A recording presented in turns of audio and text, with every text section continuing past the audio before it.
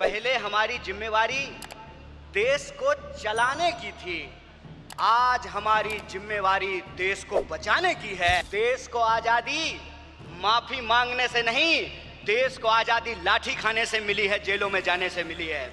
जिन्होंने अपना खून पसीना नहीं बनाया हो घर को बनाने में, उनको घर की बचाने की कोई जद्दोजहद नहीं होती है। घर को जब बिगड़ रहा हो तो उनको कोई तकलीफ नहीं होती है। ये लड़ाई है कि एक तरफ वो लोग हैं जो काली टोपी पहनते हैं, एक तरफ हम लोग हैं जो सफेद टोपी पहनते हैं। वो जो काली टोपी पहनने वाले लोग हैं वो काले कानून लेकर के आते हैं। हम सफेद टोपी पहनने वाले लोग जो हैं वो गरीबी का अंधियारा मिटा करके, बेकारी का अंधियारा मिटा करके हम रोजगार का अवसर लाना चाहते हैं। किसी भी भारतीय के खिलाफ अगर कोई अन्याय होगा तो उस काली टोपी वाले अन्याय के खिलाफ हम सफेद टी शर्ट पहन करके राहुल गांधी जी के बताए रास्ते पर चलेंगे। इस मुल्क में दो आवाजें हैं। इस मुल्क में एक वो आवाज है जो दंगा कराना चाहता है, खून खराबा करना चाहता है, नफरत फैलाना चाहता है, और एक वो आवाज है जो मोहब्बत और न्याय की आवाज को बुलंद करना चाहता है। इसीलिए हम कहते हैं कि मुझे पामाल रस्तों का सफर अच्छा नहीं लगता, जिस दर जाते हैं लोग उधर जाना अच्छा नहीं लगता। दोस्तों, आज हमारे लिए बहुत गर्व का विषय है कि हम लोग एआईसीसी के सेशन में शामिल हो रहे हैं और ऐसी जगह पे शामिल हो रहे हैं जो अपने आप में एक ऐतिहासिक जगह है, इस देश के निर्माण में जिसकी बहुत बड़ी भूमिका है। और हम गुजरात में ये एआईसीसी सेशन इसलिए कर रहे हैं कि गुजरात में स्वतंत्रता आंदोलन की जड़ है। गुजरात वो भूमि है जहां हमारे राष्ट्रपिता महात्मा गांधी, सरदार वल्लभ भाई पटेल जी, दादा भाई नौरोजी जी का जन्म स्थान है, उनकी कर्मभूमि है। तो जब यहाँ पे एआईसीसी सेशन हो रहा है तो हमारा उद्देश्य यही है कि हम अपनी जड़ में जाएं, अपने जड़ को मजबूत करें, क्योंकि हमारे सामने एक बहुत बड़ी चुनौती है।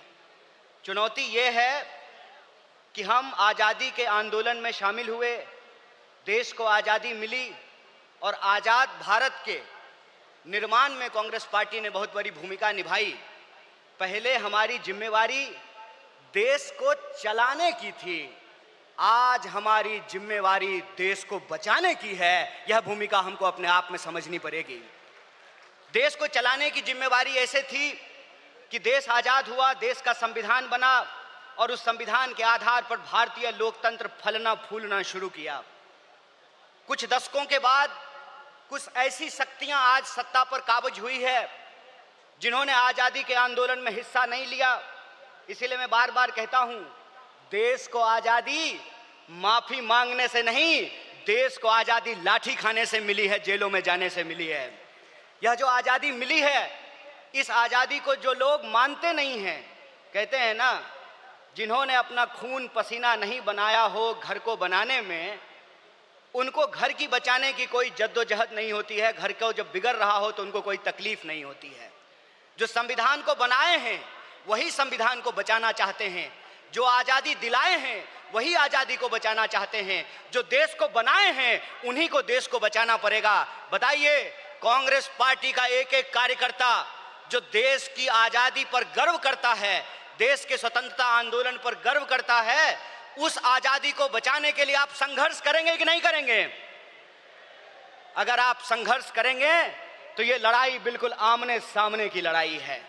ये लड़ाई है कि एक तरफ वो लोग हैं जो काली टोपी पहनते हैं, एक तरफ हम लोग हैं जो सफेद टोपी पहनते हैं। वो जो काली टोपी पहनने वाले लोग हैं वो काले कानून लेकर के आते हैं।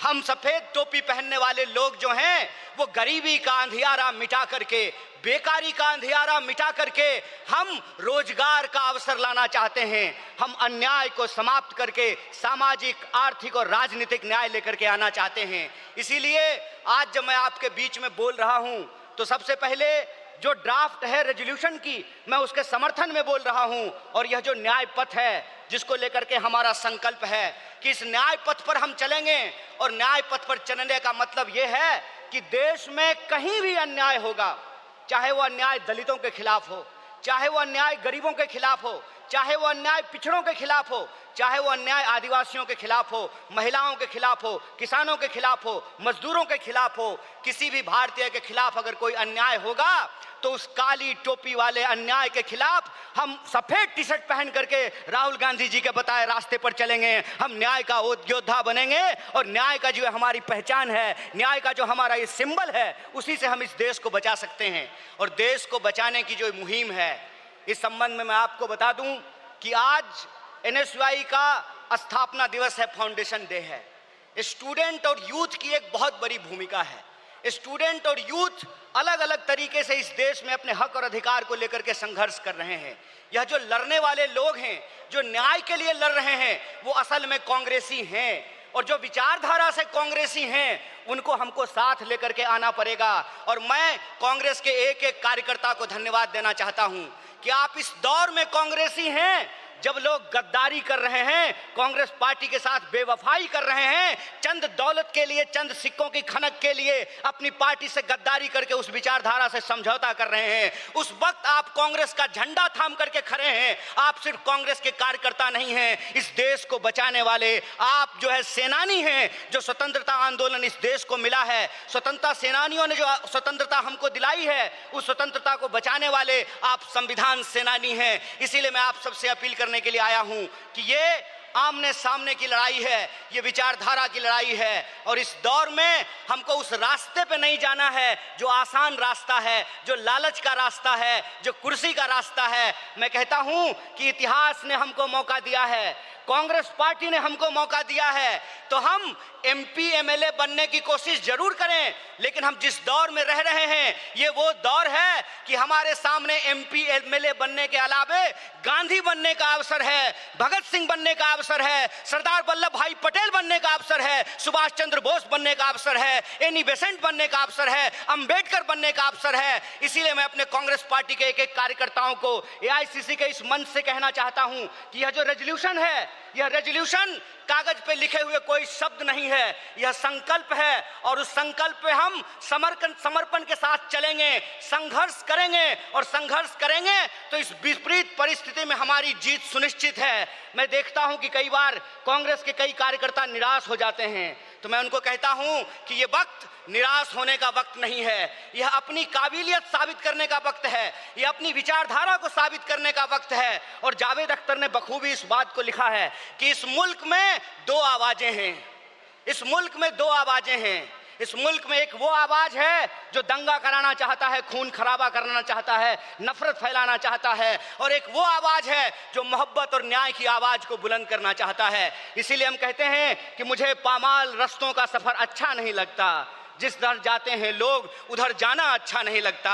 आप कांग्रेस पार्टी के ईमानदार कार्यकर्ता हैं, आपके कंधे पर देश को बचाने की जिम्मेवारी है, आपके कंधे पर संविधान को बचाने की जिम्मेवारी है। और हमको पूरा भरोसा है कि आईसीसी सेशन के माध्यम से पूरे देश में यह संदेशा जाएगा और कांग्रेस पार्टी का एक एक कार्यकर्ता मजबूत होकर के अपनी काबिलियत को साबित करेगा। वह पथ क्या, पथिक कुशलता क्या, जिस पथ में बिखरे सूल ना हो, नाविक की धैर्य परीक्षा क्या, जब धाराएं प्रतिकूल ना हो। इस प्रतिकूल समय में कांग्रेस पूरे दमखम के साथ उस काली विचारधारा के खिलाफ, उस काली टोपी के खिलाफ टी शर्ट पहन करके लड़ेगा। और यह टी शर्ट का जो सिंबल है वो न्याय का सिंबल है। उस अन्याय के खिलाफ हमको इस न्याय की आवाज को बुलंद करना है। मुझे पूरा भरोसा है कि आईसीसी सेशन से निकल करके हम अपने जिलों में जाएंगे, अपने बूथों पर जाएंगे और समाज में, देश में जहां कहीं भी अन्याय होगा, हम कांग्रेस पार्टी बन करके, कांग्रेस का कार्यकर्ता बन करके, गांधी का सिपाही बन करके गोडसेवादी विचारधारा को परास्त करने का काम करेंगे।